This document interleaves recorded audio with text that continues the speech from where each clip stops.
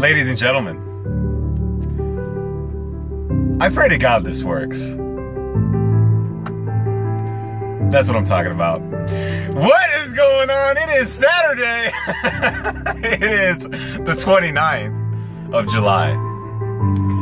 And we are here. We are chilling in my car. And lately, I've been in the cockpit. And usually, when I'm dropping some knowledge bombs, you can expect the thought of the day. And today's thought of the day is about one of my heroes. Today's thought of the day is about one of my role models. And this was a guy who led an extraordinary life. And this was a guy who grew up in my hometown. This was a guy who trained and competed in the 1936 Olympics. And this was a guy whose life was completely altered by something that changed the world. And that thing was the Japanese bombing of Pearl Harbor back in December 7th, 1941. Because after December 7th, 1941, this guy was commissioned as a second lieutenant in the Army Air Corps, and he was trained to become a bombardier aboard a B-24 Liberator. And this guy is Louis Zamperini, who wrote one of the books we're going to talk about tonight, his autobiography, which he called Devil at My Heels. It's always too bright. But if you can't see it, this book, Devil at My Heels, was also adapted into a movie called Unbroken. And it was produced by Angelina Jolie. And that's what I want to talk about with you tonight. Now, Louis Zamperini, like I said, he entered the military back in 1941. And they used to call him Lucky Louie because he used to cheat death. I mean, he was on missions for years until something happened that changed all that. Lucky Louie and his crew of 11 people were selected to go on a rescue mission. It was a search and rescue mission out in the Pacific because that's where he was posted. After he entered the military, he went to Hawaii and he was basing all of his operations out of Hawaii. And they went out to go look for a downed aircraft. But while they were 800 feet up in the air, something happened. Their two left engines gave out and their B-24 Liberator just started barreling into the ground. But it wasn't going into the ground, it was going into the ocean. And the moment it hit the ocean, the plane became obliterated. They all went underwater. And when Louis got to the surface, the only thing that he saw were two life rafts and two crew members from that airship. And he got to the life raft, and on the life raft was one of the co-pilots, Phil, and one of the waist turret gunners named Mac. And as soon as he got on the life raft, he recognized the fact that the waist turret gunner, Mac, was in hysteria. He was like, we're not going to make it. Are you kidding? Like, we're doomed. We're screwed. And Louis had to talk him down. And he said, listen, chill. Let's rely on our training. Let's get back onto our trainings mode, right? And he said, we're going to make it. We're going to make it. One night passed, the first night, because on that life, that was it. It was just Mac, Phil, and Louis. The rest of the aircrew perished. So the first night after being on that raft with Phil and Mac, Louis woke up the next morning and he realized that Mac, the guy who was going hysterical, he had ate all the supplies because on the life raft, they had a bunch of supplies that was supposed to be rationed out. And this guy, he just, on one night, he drank all the cans of water and he ate all the protein bars or whatever they had at the time. And all their food supplies were gone because this guy was just so sure he wasn't going to make it. No one else was going to make it. So immediately, they have no food or water. They're out in the middle of the Pacific Ocean and they're being pummeled by the sun every single day. So after just 2 or 3 days, their skin starts to become blistered and leathery because there's no shade. They can't escape the heat of the sun. Out in the Pacific in a summer day, so no food, no water, being just slammed by the sun. They not only have to endure that, but they had to fend off sharks that would nip at the life raft. And then there were huge waves. So sharks, no water, listening to Mac talk that nonsense because he was so sure he wasn't going to make it. He had to like change the subject on him a bunch of times. After about 10 days, they finally got rain and they got some water, but they still didn't have any food. So what they would do was they would lay in these life rafts with like the blankets and the tarp over them. And then when seagulls would fly down, they would catch the seagulls and they would drink their blood. And then they would use the seagulls as bait to catch like smaller sharks. And then when they caught the sharks, they would bring them on the life raft, cut them open, and eat their livers. This was the food they had.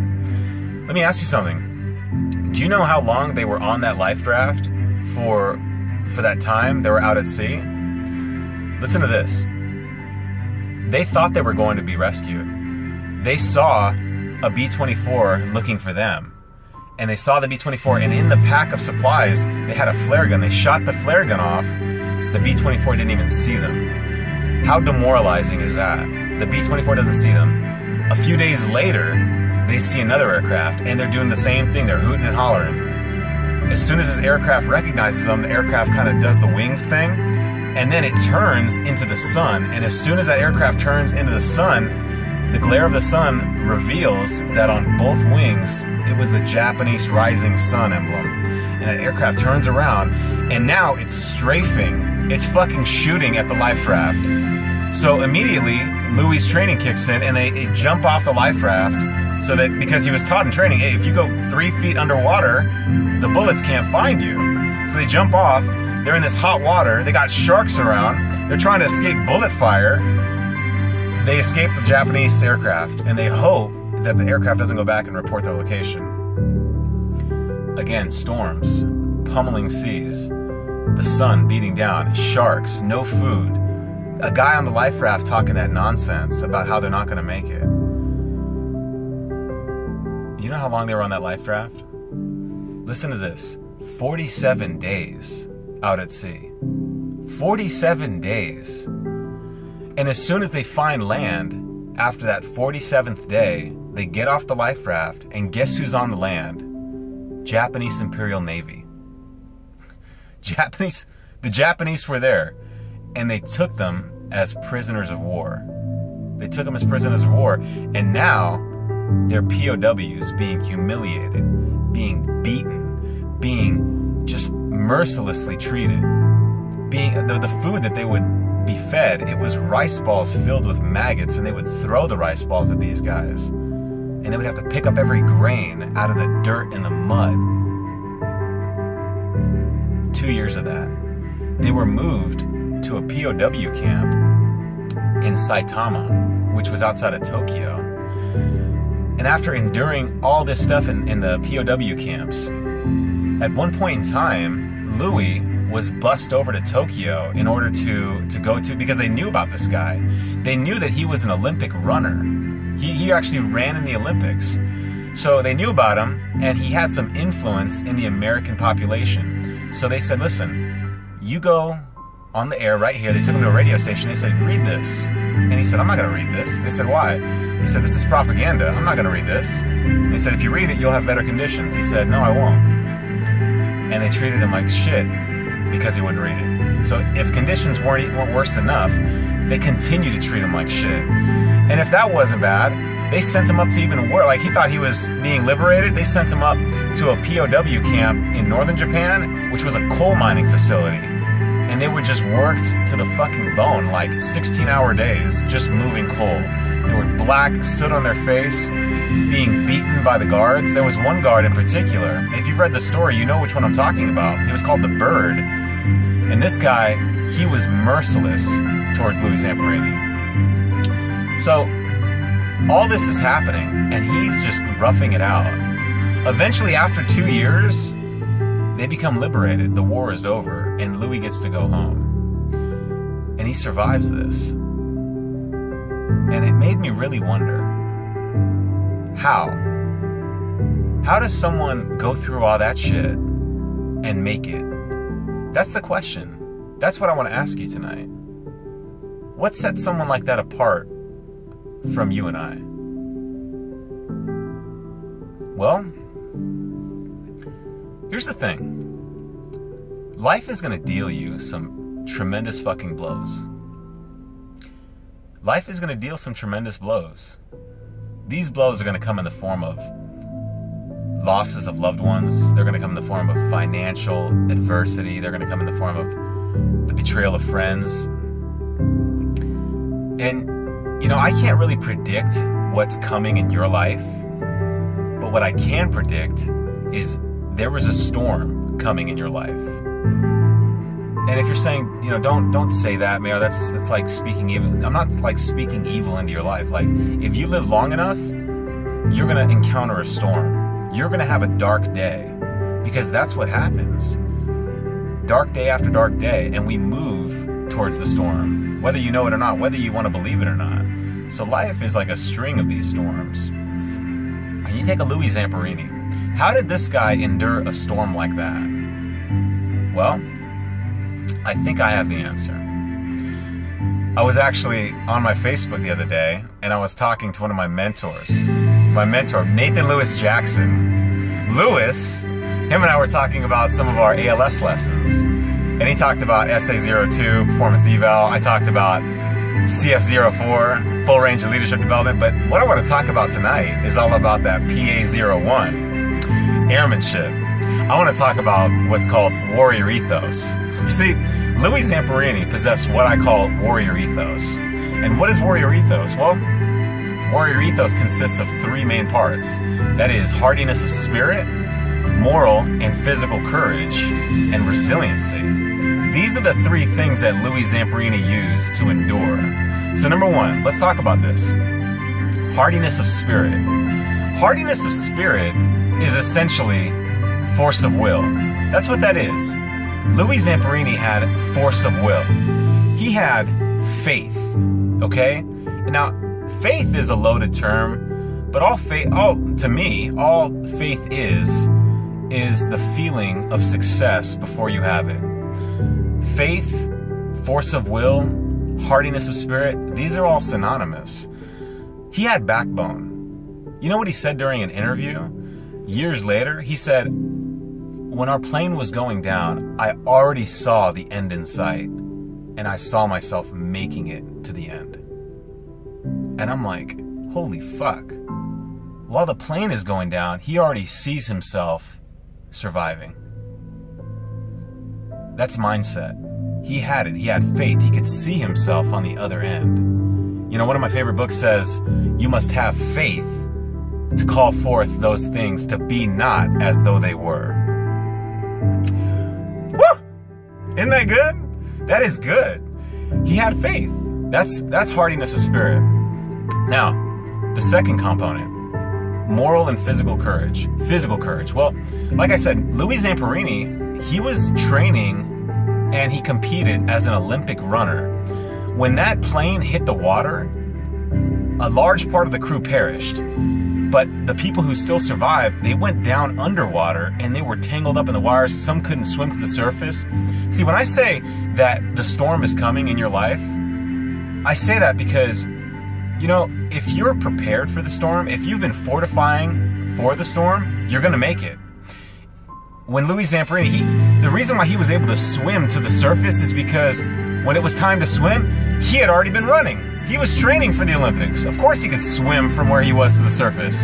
So you prepare for the storm. He had the physical courage to do it. Moral courage, okay? What is moral courage? Well, number one, when he was on that raft, when Mac, the waist turret gunner, was talking all that nonsense, Louis Zamperini had to be like, listen, why don't we talk about your grandmother's cooking? Why don't we talk about that? Tell me about her meatballs. Tell me about her sauce. Tell me about that good spaghetti. He's from Torrance, California. He's an Italian guy. This guy, he was always talking about food. Let's put our minds off of this whole situation. Let's talk about the food, good food. What is your mom gonna make when we get home? Tell me about that. And Mac would be like, well, you know, she makes a really good lasagna. Tell me about the lasagna. He had the moral courage to say, hey, we gotta change this. We gotta change the topic. Let's talk about something different. When they bust him over to Tokyo and said, hey, read this propaganda shit, he was like, no, I'm not going to do that. Come what may. Moral fucking courage. This is what set him apart, the hardiness of spirit, the moral and physical courage. The third component here, resiliency. What is resiliency? Resiliency is being able to bounce back from an adverse situation. You know, he hit the water. He's on the raft. That was a setback. He's on the raft. The guy eats the fucking food. That's another setback. They have no food. They got to fend off sharks. The plane didn't see them. He was demoralized. The B-24 that was out there to find them, they couldn't find them. That's another setback. They find fucking land. And then it's Japanese saying, hey guys, welcome to the party. Why don't you come over here? That's a setback. He's taken to Tokyo. They say, read this. He says, no, he's taken to a worse POW camp. That's a setback. But guess what? A setback is a setup for a comeback. Woo! That's what I'm talking about. That was Louis Zamperini. Now, bouncing back from an adverse situation. Have you ever lost a job? Listen, I got fucking fired as an ALS instructor. That to me was a prestigious title. That was a prestigious job. I felt like I really fit in that role.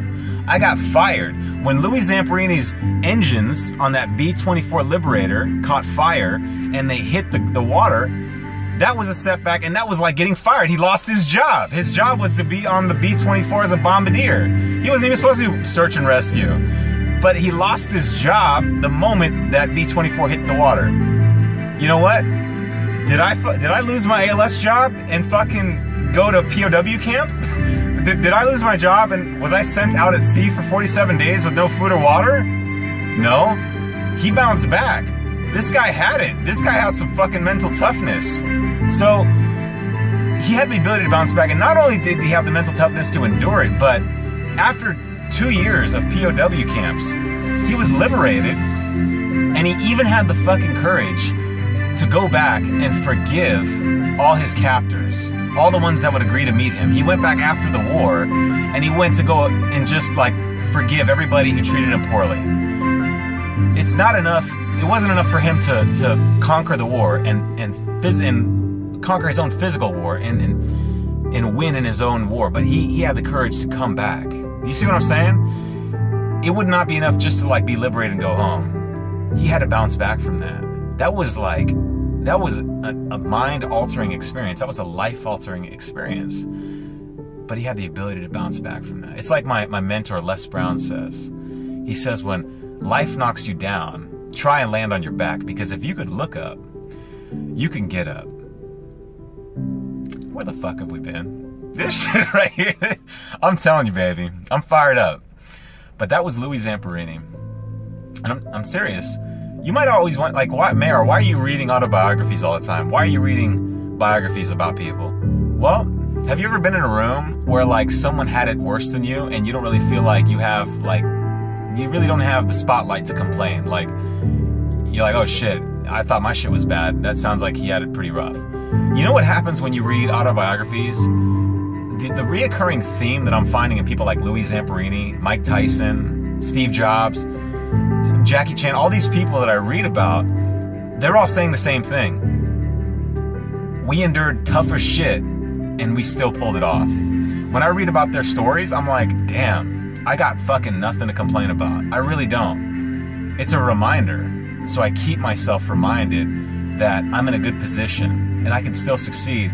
And people have endured worse than me. So it gives me courage. It gives me warrior ethos. It gives me the hardiness of spirit. It gives me the mental, the moral, and the physical courage. It gives me the resiliency to bounce back.